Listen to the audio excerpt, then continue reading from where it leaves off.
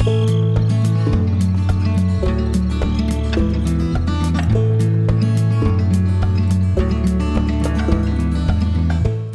everyone and welcome back to my channel. Today I'm bringing you my experience sleep training my baby girl. This is gonna be quite a long video I suspect, so probably I'm gonna be breaking it into two parts. The first part is gonna be my experience sleep training, what Magnolia's schedule sleeping situation looked like throughout the first year, and the concepts that I think are so super important to understand before you even try to sleep train your baby. And also the second part is gonna be more like the conclusion, the tips and the things that work for us and that I totally recommend for you guys to try. So there's gonna be two parts of this video, and don't forget to watch the second part. I'm gonna leave it in the description box for you to also watch it. So let's start with my experience. My baby girl is 1 year old currently, and we started more or less taking the sleep training situation seriously around 3 or 4 weeks. The first 2 weeks you just sleep when you can. Everything is a mess. You're trying to learn yourself as a mother. You're trying to understand your baby. It's just you're in this like cloud, and everything kind of hurts and it's new. You're new to breastfeeding if that is what you're doing. So the first 2 weeks were like a little messy, at least in our house. And starting week 3, I realized that my baby was not doing like following a schedule that I hoped for, that I expected. She wasn't sleeping more than 2 hours straight, so I decided to do something about it, and that's when I did first a sleep course, how to create your own like sleep training process sort of. And that's when I started what I'm gonna mention before, which is following tons of Instagram accounts and reading blogs, trying to find information on how to sleep train my baby. So that was around 3 or 4 weeks old, about a year ago now. And my baby did not sleep through the night until she was 8 months old. And I'm talking about sleeping through the night because I think that's the main goal for everyone here. So I was like waiting for that moment desperately. So sleeping through the night was like a big deal for us, and it did not happen until she was 8 months old. So if you're watching this and want to hear like what is the magic trick, what is that you did that worked immediately. If I had 2 months old, I had her sleeping through the night. You're not going to hear it from me. I actually want to share my experience with a real case, a real baby that was not a good sleeper at all whatsoever. We've had all the problems with her. We had the waking up way too early, 5 a.m. We had the not wanting to nap more than 20 minutes. We had the I only want mommy's arms. We had the I wake up in the night and I spend an hour just talking and not wanting to go back to bed. We had everything with her, and I worked through everything. And let me tell you, there's light at the end of the tunnel. It was a lot of hard work, no miracles. I know there's a lot of sleep training programs out there that seem to work for a lot of people, but I really believe that what I did was super respectful, and I was being very realistic with my expectations, and I did the very best of the situation towards my goals. So my baby did not sleep through the night until she was 8 months old, and this is my journey. So if you're a mom or that has a baby like mine, you're doing things right, tackling the situation now and trying to do your best is gonna pay off. It may not be as immediate as you expected. So let me tell you a little bit about my situation. As I mentioned before, my baby was not a good sleeper. If there's a number of recommended hours, let's say a newborn is 18 hours of recommended sleep, 8 through the day and 10 through the night or something like that, my baby was sleeping like 15. So she was totally not a good sleeper. She was on the short end or very minimum of hours that you can sleep throughout her whole first year. So take into consideration that every baby is different, every baby has different needs. Not all babies are gonna fit the charts, and your baby might be on a different category or will have different needs than a lot of the babies that you see out there. So don't compare and try to understand your baby. We did not follow a sleep training method, but I did follow many Instagram accounts, being the main one in English, taking care of babies. If your baby has problems sleeping, you probably already found them. But I think Baby Sleep Made Simple was also an account that I find super useful. But obviously these accounts tackle like concrete problems. So they tell you what happens if baby has too short of a nap. Things like that, what happens on the 4th month sleep regression. But they don't necessarily give you the overall first year how baby sleep is gonna look like and what's gonna be normal. So that's kind of what I'm trying to do here. I would like to link down below their YouTube accounts, their blogs or Instagrams, because I think reading this content, being constantly consuming what these sleep trainers sort of like sell, talk about, and information they share is super useful because it gives you the right mindset to understand baby sleep. Because it's difficult to help your baby become a good sleeper if you don't have a good foundation, if you don't understand the main concepts. And then I want to remind you that you have to set your goals and your expectations, keeping in mind that there's a limitation. So not all babies are gonna sleep through the night. My baby did not sleep through the night until she was 8 months old, as I said before. So I was like, me expecting her to sleep through the night at 3 months old was impossible. She would wake up 3 times for a feeding. So at least knowing that a 3-month-old would wake up between 3 and 5 times helped me know that my baby was within the normal range. So that's sort of like my advice. I would tell you to look at the charts where they tell you the number of hours a baby should sleep through the day and night.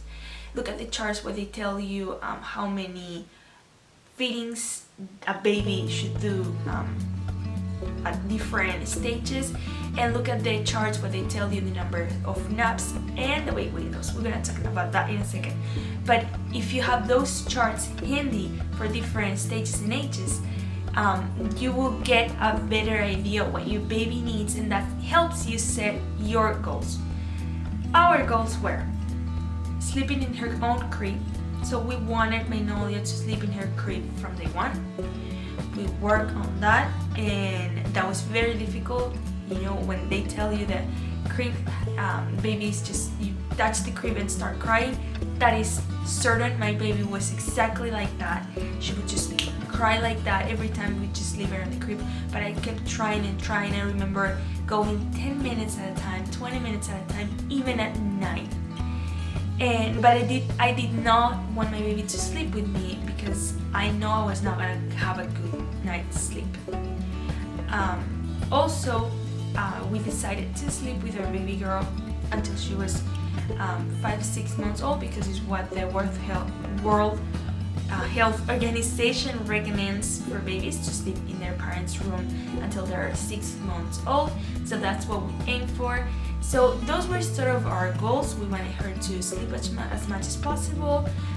We didn't care so much about her naps being in our arms or being in a carrier or being in a stroller until she was about 4 months old. So every baby has different necessities according to their stage.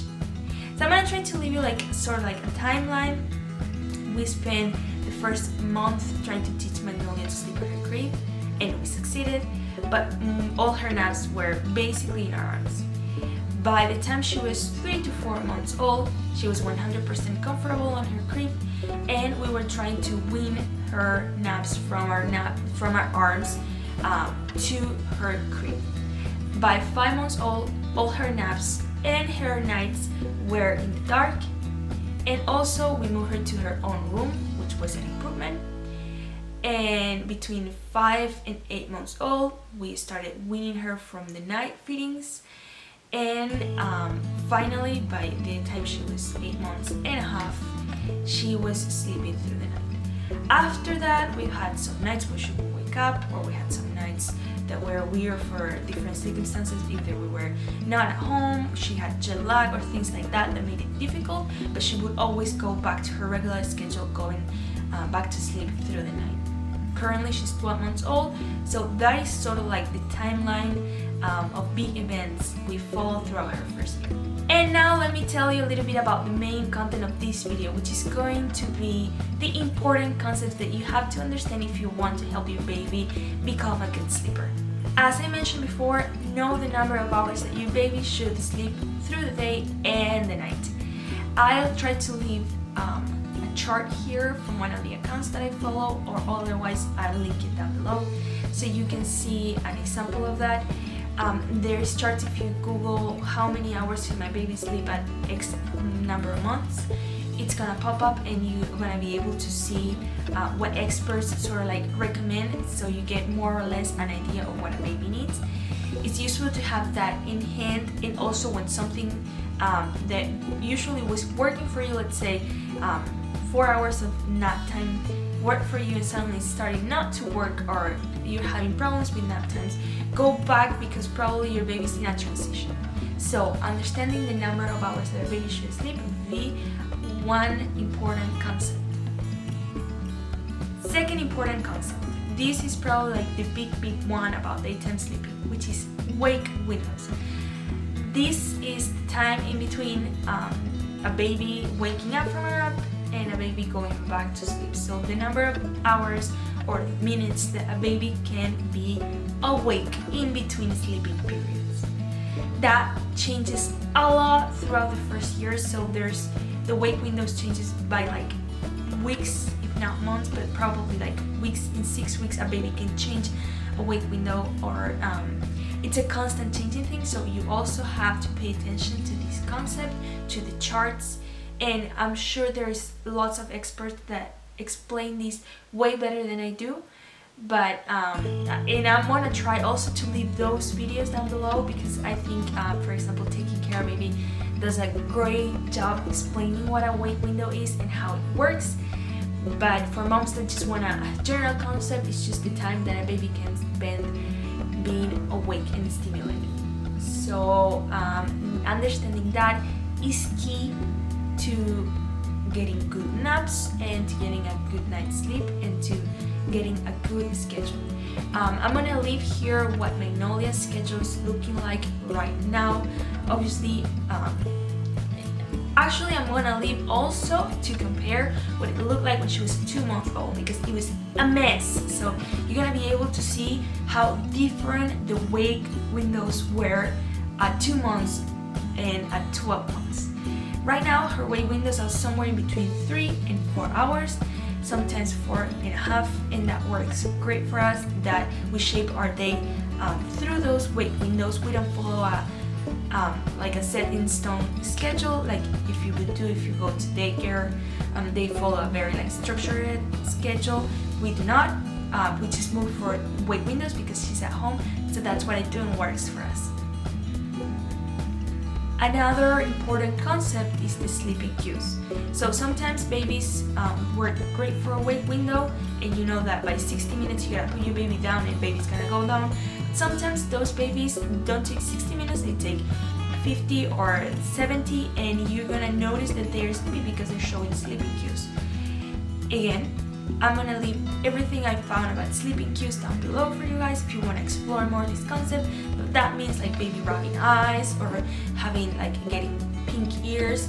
Magnolia will yawn and we would count 3 yawns, and that would mean she was super tired and she should go to bed. So every baby is going to look different.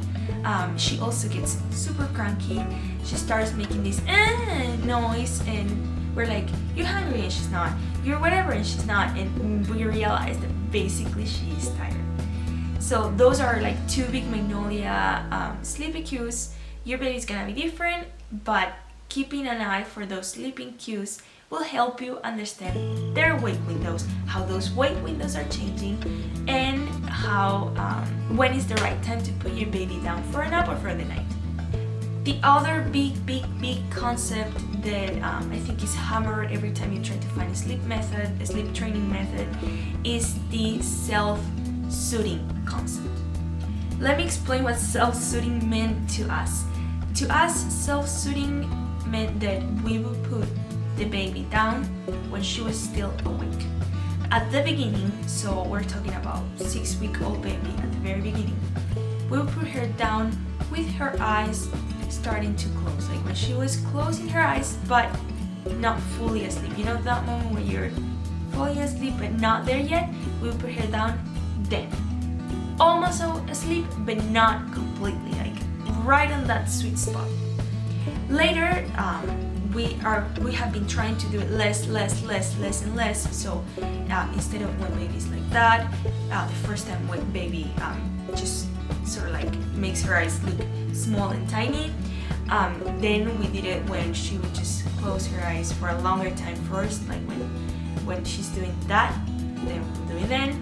And right now, for the last, I'll say 5 months, at night, we just say good night, kiss, and put her down, eyes wide open.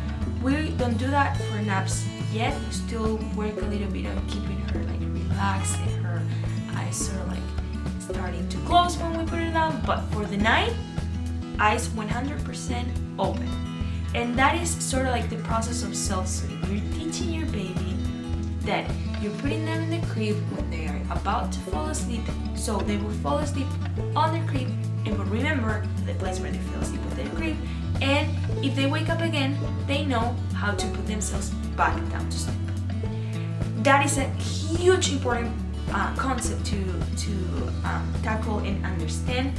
I feel like that probably is like wake windows, number of hours sleep, and self-soothing. Self-soothing is huge for understanding baby sleep, and it's not as easy as it sounds. So it was a process to us. Some babies just learn to self-soothe like that, and they're gonna fall back asleep in a second and no problem. That did not happen to us. It took lots of work to get to a stage where even though she knew how to self-soothe, she was not a good sleeper. She would not want to go back to bed, and she would fight her falling asleep on her own. So it was a difficult concept, it was a difficult thing to achieve, but it can be achieved, you guys. For smaller babies, younger babies, it's also important to help them distinguish day and night. That's like the first battle you gotta fight when you have a newborn. Understand that, help their bodies understand the production of cortisol and melatonin according to day and night and the light. That is a big fight that you gotta do with your newborn, but eventually all babies learn day and night if you do things right. So that is another concept that you should take in mind. So if I were you guys, I would like write down all of these concepts, and then I would go watch videos or Google, so I would understand everything that I'm talking about better, and you will have that like completely on your mind when you're trying to help baby sleep. If you're pregnant or if you have a newborn, all of this is gonna be super helpful because you have it all together here, and you're gonna be able to like Google it, find a good video, or check the videos that I'm gonna link down below, and be able to understand these concepts thoroughly so you know what to do. And now I feel like I should mention sleep association. So if you always feed your baby or bottle feed your baby every time to sleep, baby's gonna need you to feed baby every time they wake up. I wanna make this video as simple as possible. There's many concepts behind all of this, but basically baby should be able to sleep on their own without any help, without rocking, without bottles, without anything. But the big advice that I heard sleep training specialists say is, if your baby does something and you don't think it's a problem, then you don't have a problem, you don't need to solve it. If you're comfortable feeding your baby to sleep and that works for you, there's absolutely no reason, no one that says you have to change that. The only thing you need to change if it's not working for you, for your family, for your lifestyle. Like it did in my case, I was in poor health condition, not getting sleep at all. I had insomnia, I am a very bad sleeper, and having my baby wake up 5-6 times through the night was hell. So I wanted to change that, and that's why I became internalized with all of these concepts. But you You do not need to change it if you are happy with your situation. This is the same for the sleep associations. So if you feed your baby to sleep and you're happy, great. If you use a bottle and you're happy, great. If you rock your baby and that works for you, great. At the beginning, we did rock her. For naps, we did rock her and that worked for us. But we started like weaning her off that towards self-soothing, which was the ultimate goal for us all along. So these sleep associations is another concept that you should understand, you should grasp, you should find more information about it if you think that is your problem and if you think that that is something you would want to solve or you would want to prevent before your baby is born. But know that all of us use them, they're there, they're useful, and they're not a problem if you're comfortable doing it. And now I want to mention a few other concepts that are like less important. You don't need these, but they're worth exploring if you have a problem and want to solve it. One of those concepts is the night feeding. So I wasn't sure if I wanted to do a night feeding. I read a lot. There's contradictory advice out there about nighttime feedings.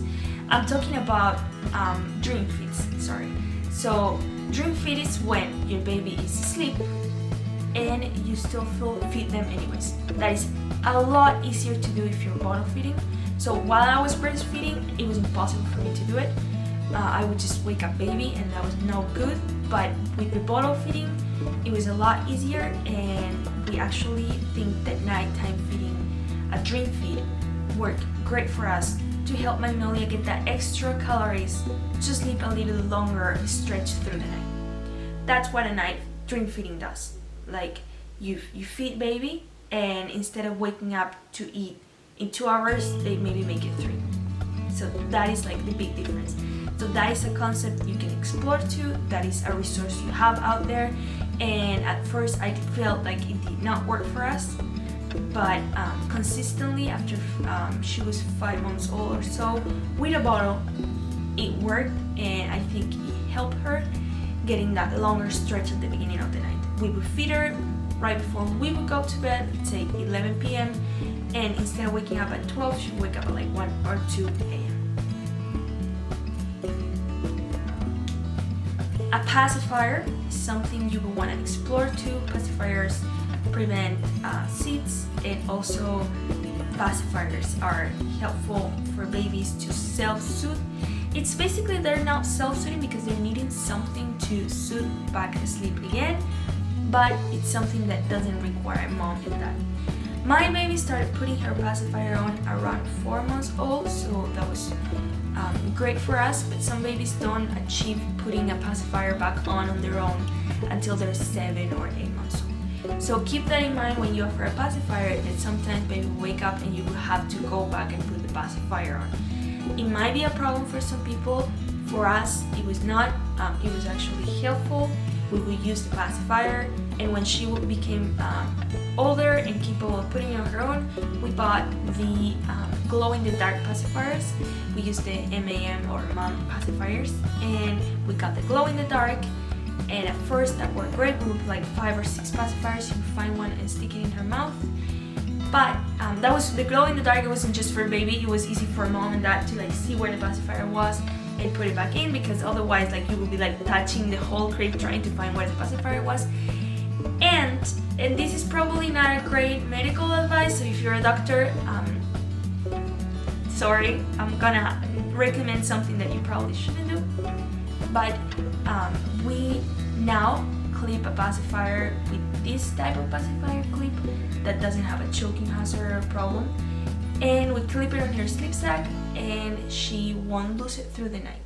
So that's what we do with a pacifier. It works wonders for us. And then the other concept that I want to share with you, and I think it's also helpful, is the connecting naps. So when a baby falls asleep, has a short nap, 20, 30, 40 minutes, and you want them to have a longer nap, or you feel baby just woke up but didn't want to be awake, if they're just fussy, you can put them back down to sleep.